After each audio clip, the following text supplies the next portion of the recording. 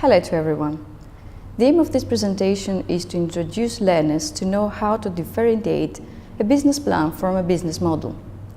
At the end of this presentation, you will be able to differentiate a business plan from a business model. Business models and business plans are not the same thing.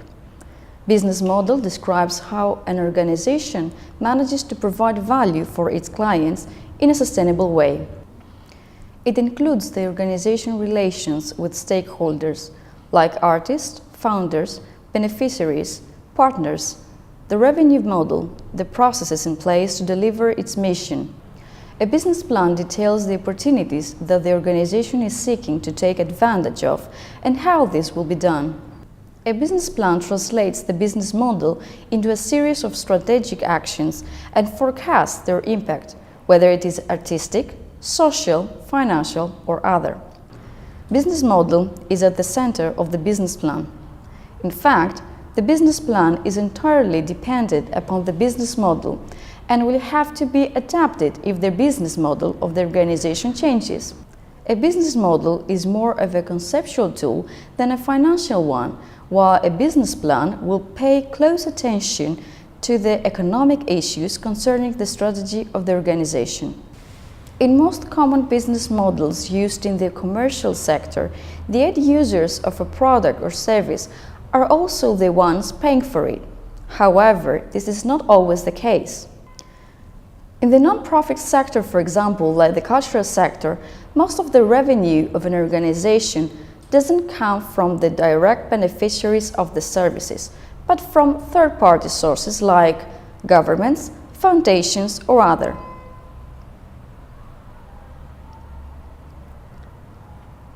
Business models addressing the peculiarity are called multi-sided or third-party funded.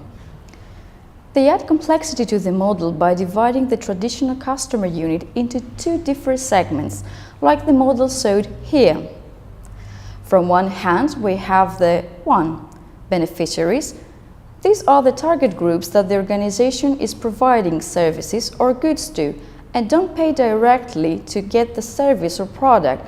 And on the other hand, we have the founders or buyers. These are third-party agents like governments, foundations, individual donors, etc. that found an organization so it can fulfill its mission by providing services or products to the end users or beneficiaries.